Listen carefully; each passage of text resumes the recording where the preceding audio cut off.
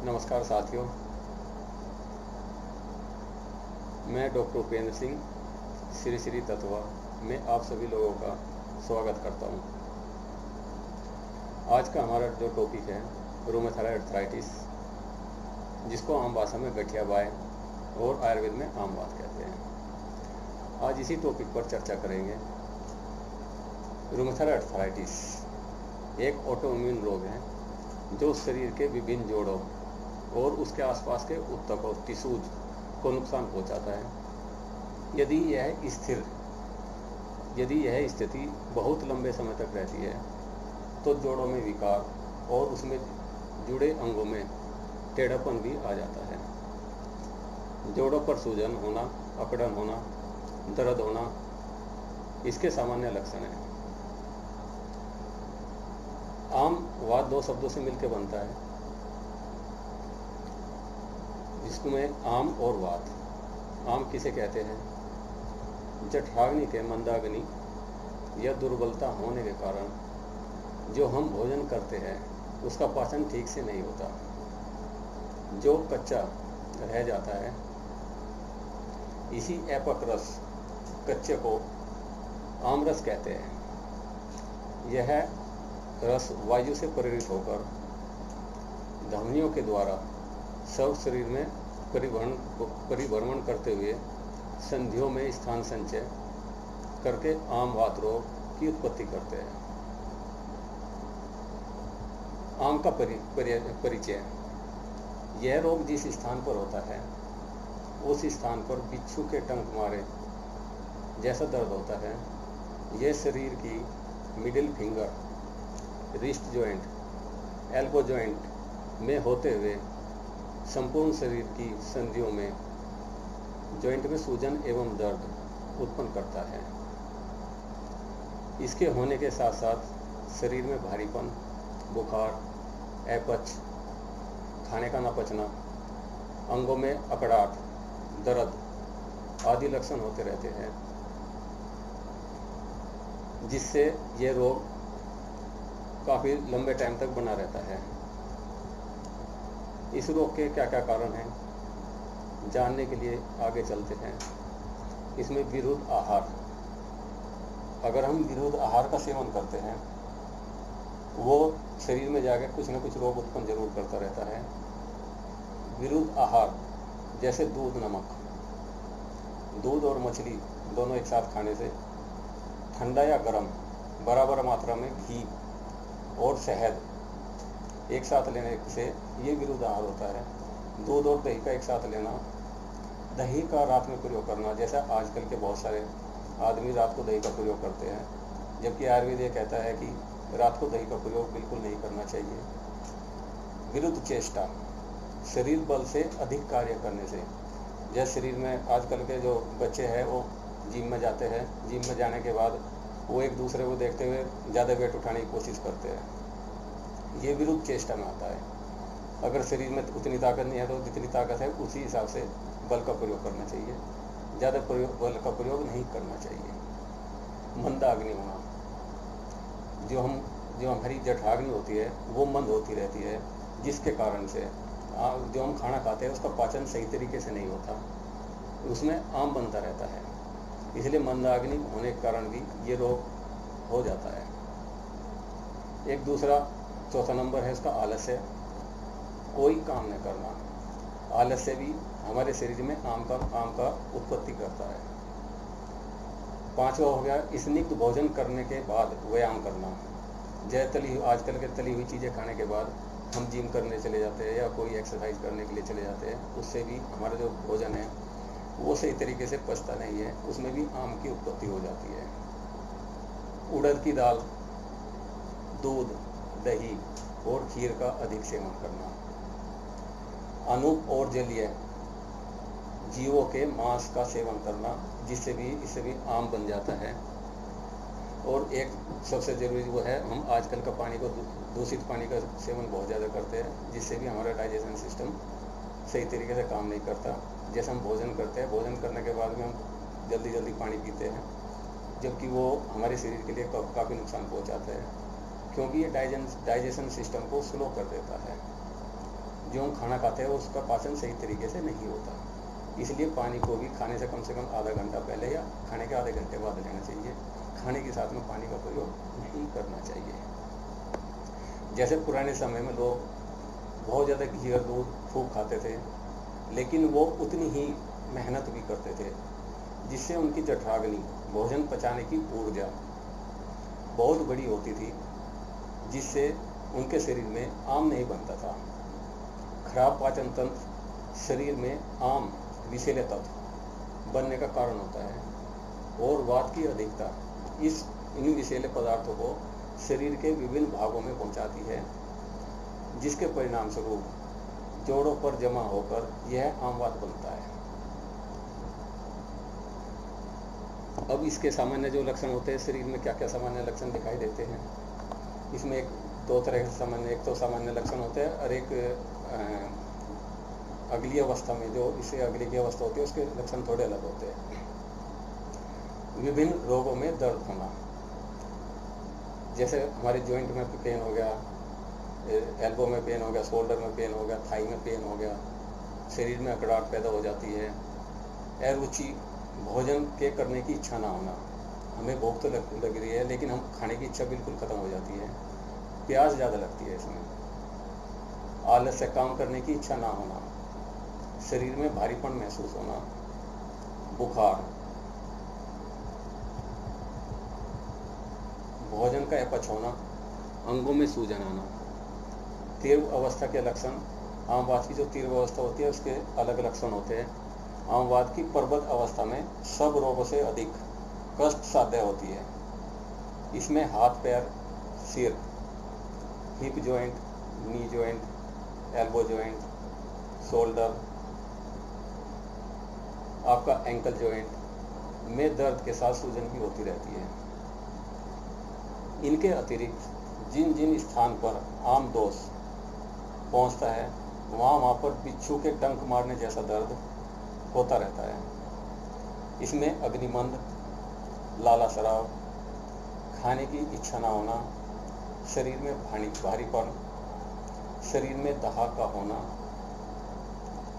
बार बार पेशाब आना, पेट का कठोर हो जाना और दर्द हो जाना, दिन में नींद आना, रात को नींद नहीं आना, प्यास लग जाना, इसमें थोड़ी प्यास ज़्यादा लगती है, भ्रम और मूर्छा आदि होते रहते हैं और कब्ज होता रहता है। दोषों के आधार पर लक्षण, वात दोष की अधिकता, प्रकोप होने पर दर्द अधिक रहता है। पित्त दोष का अगर इसके साथ में आम वात के साथ में अनुबंध होता है, रोगग्य स्थान पर जहाँ पर रोग हुआ है वहाँ पर जल और लालापन रहता है। कफ दोष का अनुबंध होने पर शरीर में भारीपन और खुजली होती है। इसी तरीके से हम शरीर के अंदर 3 दोष होते हैं जिनको हम वात पित्त कफ कहते हैं। ये हमारे शरीर का त्रिस्तंभ की तरह काम करते हैं। जो वात होता है ये हमारा ब्लड सर्कुलेशन देखता है, जॉइंट देखता है और हॉर्मोन्स का काम करता है। जो हमारा नर्व सिस्टम है, जितने भी हमारे शरीर के अंदर एक्टिविटी होती है वो सारी एक्टिविटी वात दोष के कारण ही होती है। पित्त दोष हमारे शरीर के अंदर डाइजेशन देखता है, स्किन देखता है, हेयर देखता है, हेड को देखता है और हमारे डाइजेशन सिस्टम पर जितना भी वो होते हैं उसी को प्रभाव डालता है। इसलिए पित्त का अनुबंध होने से पित्त हमारे शरीर में अग्नि का काम करता है। इसका अगर रोगी के अंदर आम वात में कोई दोष आता है तो ये जाने के बाद इसमें पित्त का अनुबंध, पित्त बड़ा होने के कारण से जलन पैदा होगी, खुजली भी महसूस की जा सकती है। शरीर में थोड़ी जहाँ पे पेन होगा वहाँ पे थोड़ी गर्माहट भी महसूस की जा सकती है हाथ का स्पर्श करने के कारण। अगर कफ दोष का अनुबंध है उसमें क्या होगा, स्तंभित रहेगा। कफ जो होता है हमारा न्यूट्रिशन का काम करता है और चेस्ट पे इफेक्ट डालता है, शरीर को भारीपन करता है। जो कफ होता है वो पृथ्वी और जल का अनुबंध होने से हमारा कफ दोष बनता है। उसके अंदर शरीर में सबसे ज़्यादा इफेक्ट जो होता है, भारीपन जो लेकर आता है, स्वेलिंग जो लेकर आता है, वो कफ के कारण आती है। अब इसकी साध्यता, असाध्यता के बारे में बात करते हैं। अगर एक दोष है, जैसे वात दोष का अगर इसमें अनुबंध है तो ये ईजी साध्य होता है। पित्त दोष का अगर अकेले पित्त दोष का इसके अंदर इन्वॉल्व होता है तो ये भी साध्य होता है। अगर कफी अकेला दोष जो होता है, कफी अकेला दोष है तो वो भी साध्य होता है। अगर दो दोष आपस में मिलकर इस रोग को बढ़ाते हैं, जैसे द्विंद्र दोष होते हैं वे याप्य होते हैं। द्विंद्र दोष का मतलब है अगर वात और पित्त का दोनों का अनुबंध होगा तो ये याप्य दोष होगा। थोड़ा सा मतलब कष्ट साध्य ये होता है। अगर पित्त और वात दोनों का अनुबंध है तो थोड़ा याप्य है। पित्त और कफ इसमें भी याप्य आएगा। और वात और कफ का अगर अनुबंध है, इसमें मैक्सिमम वात और कफ का ही अनुबंध रहता है। इसमें वात जो अंदर होता है इसका आवरण आम कर देता है, इसलिए इसका नाम आम वात रखा गया है। अगर त्रिदोषज जिसको सन्निपातज दोष भी कहा जाता है, जो तीनों दोष वात पित्त कफ तीनों दोष अगर एक साथ आकर कंबाइंड इसको इफेक्ट करते हैं तो ये असाध्य की स्थिति में भी पहुंच जाता है।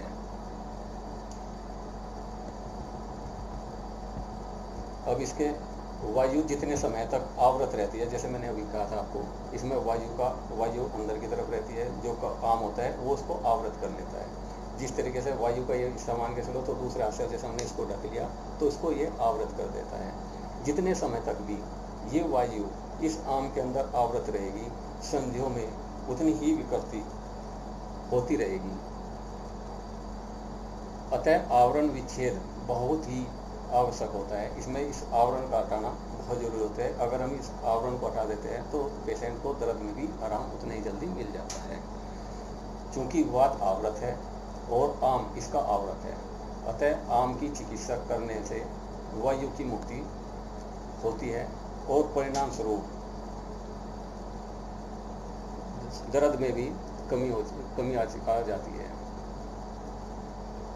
अब इसके आते हैं घरेलू नुस्खे पर।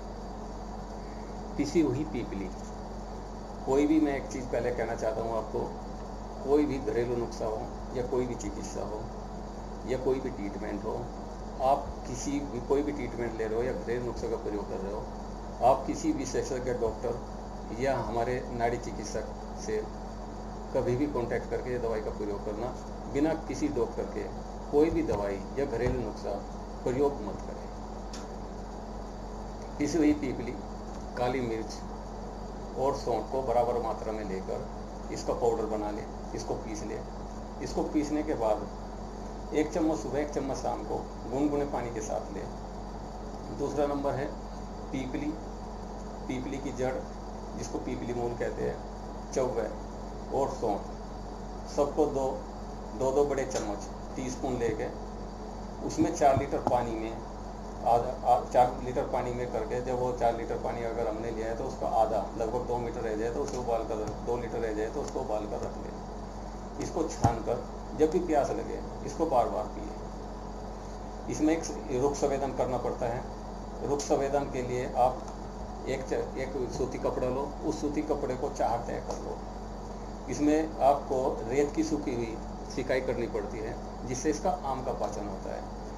इस रोग में आम का पाचन करना सबसे जरूरी होता है। आम का पाचन अगर हो गया तो ये बीमारी मान के चलो 50% आपकी ठीक हो गई।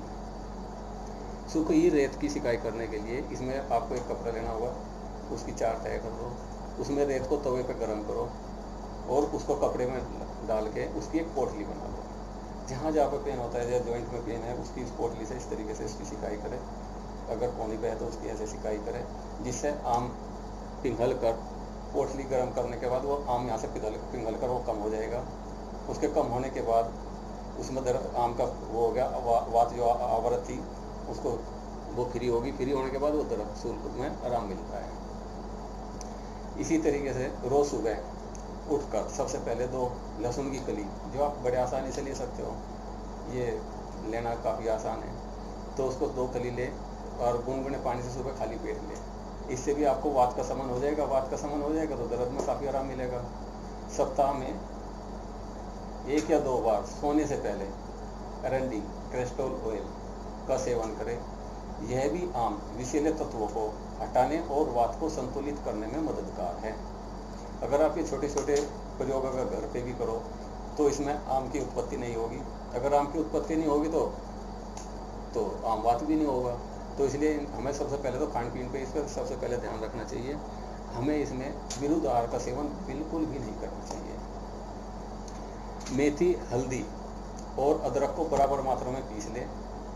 1 छोटी चम्मच सुबह शाम खाने से पहले कम से कम आधा घंटा पहले सेवन करें। मेथी जो होती है ये वात का शमन करती है। जो हल्दी है ये एंटीबायोटिक है, एंटीसेप्टिक है, एंटीबैक्टीरियल है। यहाँ तक कि ये हल्दी का तो हमने प्रयोग देखा है, यहाँ तक कि ये कैंसर को भी ठीक करती है।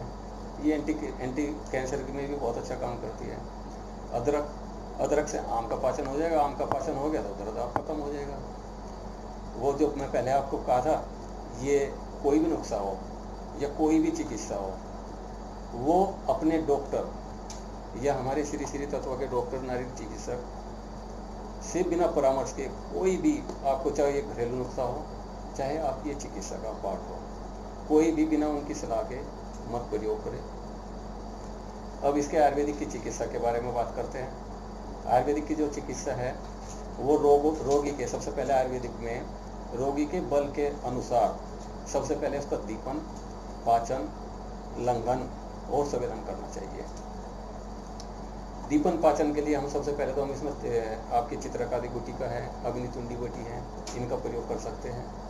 लेकिन ये सबसे पहले ध्यान रखना, कोई भी दवाई आप बिना डॉक्टर की सलाह के मत लें। ठीक है। आम का जो पाचन है वो सबसे पहले करना जरूरी है। उसके लिए आप लंघन का भी प्रयोग कर सकते हैं। लंघन का मतलब है उपवास करना।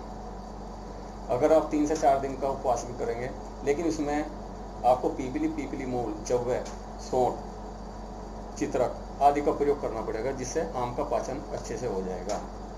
आम का पाचन होने के बाद शरीर में शोधन क्रिया करनी चाहिए, जिसको पंचकर्म कहते हैं, जिसमें एक मृदु विरेचन का प्रयोग किया जाता है।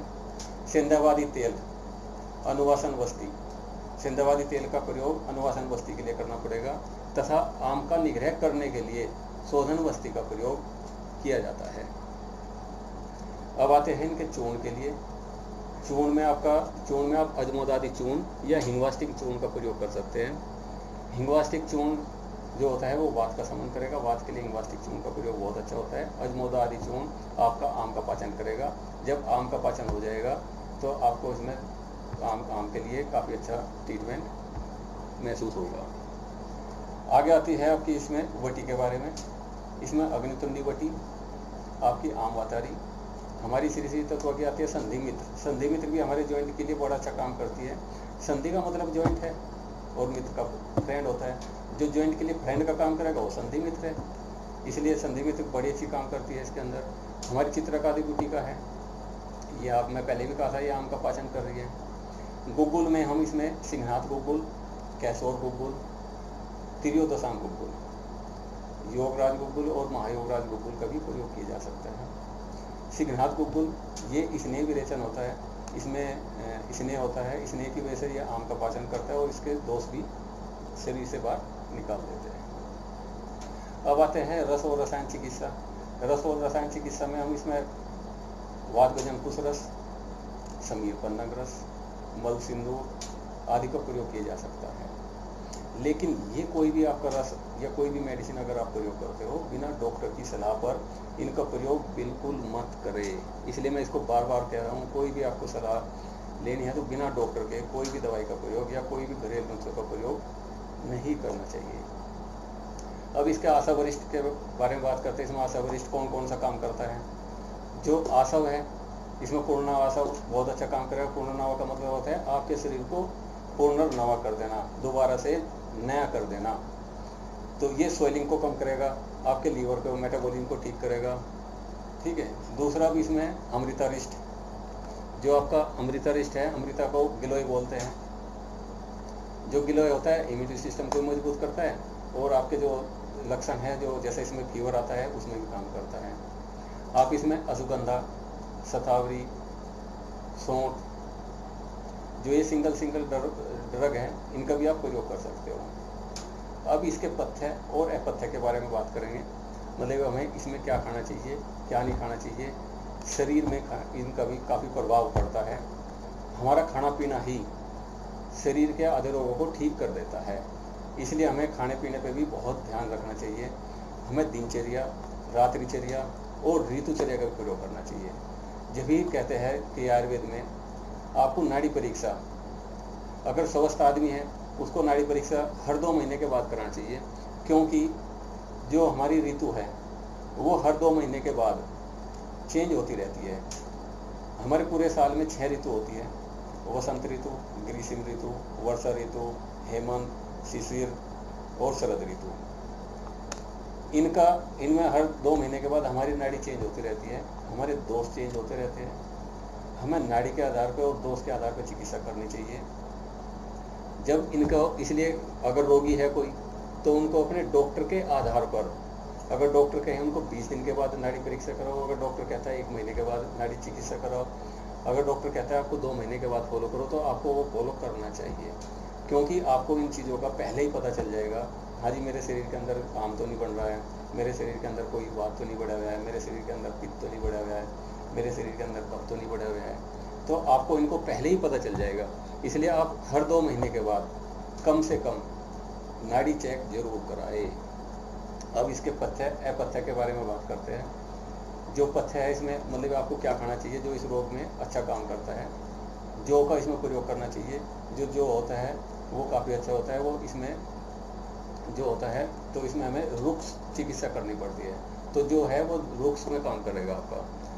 इसमें आपका कुलथ की दाल है वो आप प्रयोग कर सकते हो।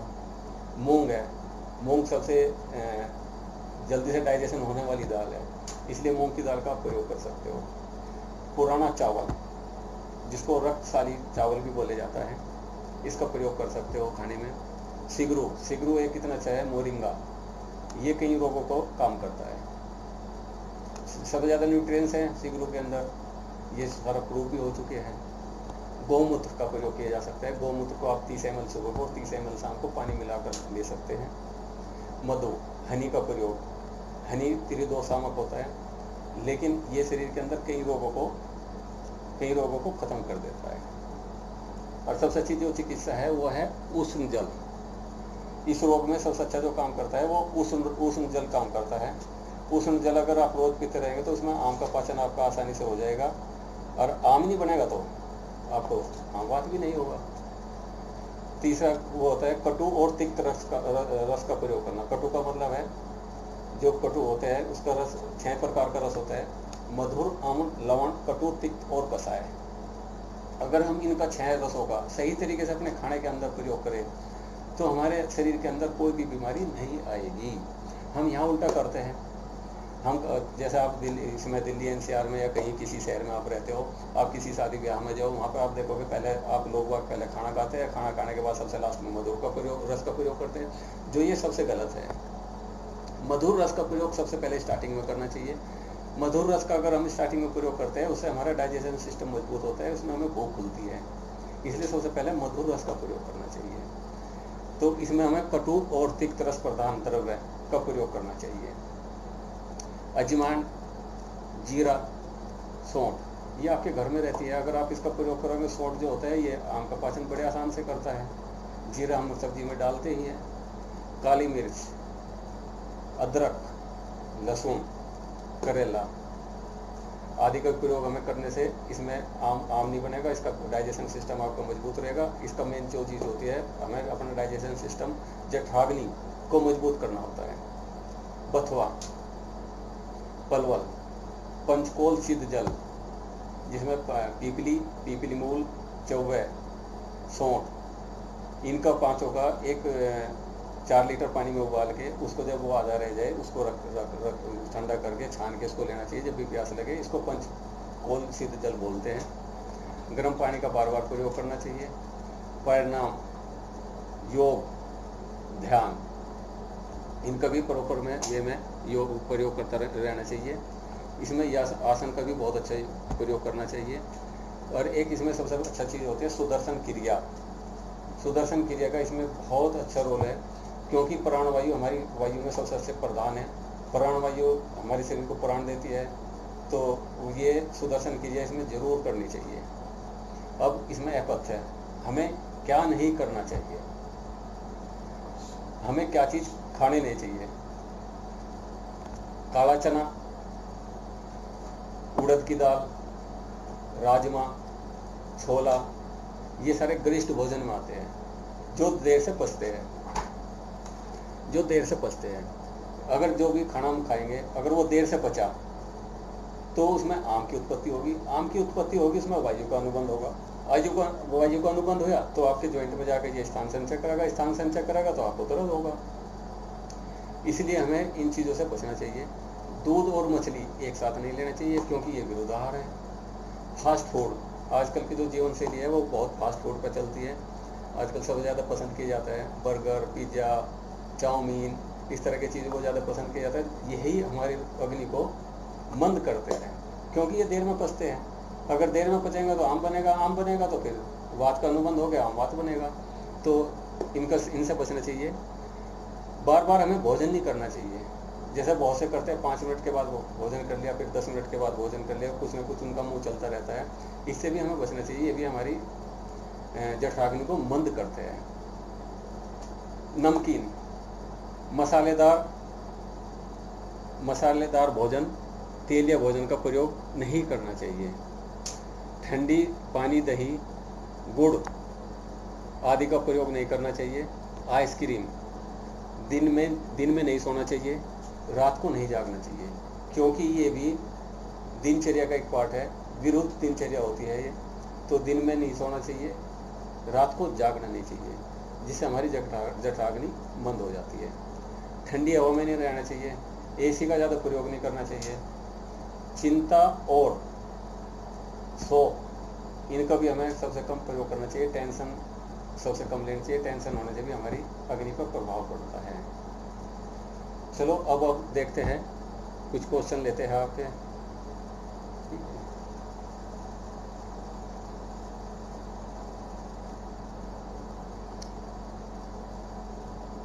एक जो वो आया है, उनको सुबह को उठते टाइम में दर्द होता है, एंकल जॉइंट है, एंकल जॉइंट में पेन होता है, सुबह के टाइम में उठता है। आप इसमें जो मैंने आप घरेलू नुस्खे बताया आप इसका प्रयोग कर सकते हो, लेकिन ये बिना डॉक्टर के सलाह के मत करना। आपको अगर मेरे से कोई वो करना है, आप हमारी ऑनलाइन कंसल्टेंसी भी होती है, आप उनसे भी कांटेक्ट कर सकते हो।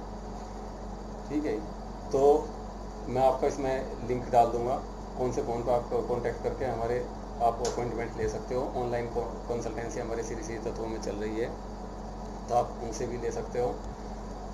तो मैं आपको इसमें नंबर आपको बता देता हूँ, तो आप उनसे कांटेक्ट करके वे आपको शेड्यूल और वो दोनों चीज़ आपको बता देंगे। इस शेड्यूल से आपको उनसे बात करके आप हमारे वो कांटेक्ट कर सकते हैं ऑनलाइन कंसल्टेंसी। इसमें मिस वो पूजा जी आपको मिलेगी, जो हमारा कंसल्टेंसी के लिए वो बताती है। उनका जो नंबर है 812365 सॉरी मैं दोबारा बताता हूँ, 8123591182। आप इस पर कॉन्टैक्ट करके आप अपना अपॉइंटमेंट बुक करा सकते हैं। अभी एक क्वेश्चन है,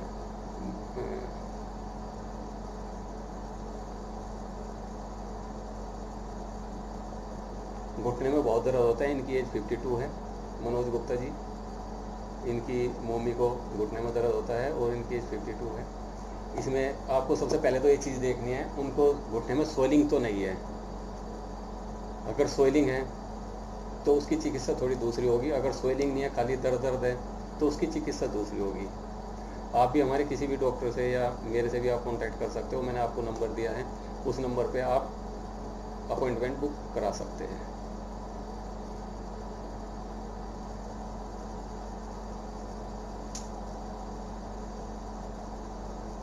एक उत्कर्ष चौधरी का है, इनके छोटे जॉइंट में पेन होता है, स्मॉल फिंगर में। तो ये क्या ये आम बात हो सकता है? ये अगर छोटे जॉइंट में पेन होने के साथ साथ में अगर इसमें स्वेलिंग है, सूजन है, तो इसमें आम बात होने का चांस है। हो सकता है आपको खेलते टाइम या कुछ करते टाइम आपको हाथ में कहीं चोट लगी हो, उसके कारण से भी आपको ये पेन हो सकता है। लेकिन अगर इसके साथ में फिंगर में अगर पेन के साथ साथ में अगर जॉइंट में स्वेलिंग है, बिच्छू के काटने जैसा दर्द महसूस होता है, तो ये आम बात के लक्षण है। तो आप ये कांटेक्ट कर सकते हो।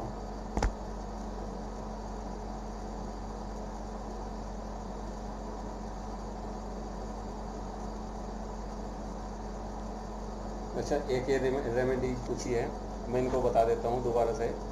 लेकिन कोई भी रेमेडीज हो, इनको बिना किसी उसके डॉक्टर की सलाह के थ्रू प्रयोग मत करें। ठीक है, मैं आपको दोबारा से रिपीट कर देता हूँ। आपका पीसी हुई पीपली, काली मिर्च और सौंठ को बराबर मात्रा में पीसकर इसके चूर्ण को 2 ग्राम सुबह को 2 ग्राम शाम को गुनगुने पानी के साथ ले सकते हो। पीपली, पीपली की जड़ या पीपली मूल, जिसको पीपली की जड़ या पीपली मूल कहते हैं, चौवे, सौंठ, सबको 2-2 चम्मच लेकर इसको 4 लीटर पानी में उबालकर जब वो आधा रह जाए, 2 लीटर रह जाए, उसको छान कर रख ले। जब भी प्यास लगे आप इसको दोबारा बार बार ले सकते हो। एक दूसरा होता है रेत की सिकाई करना, जिसको रुख सवेद बोलते हैं।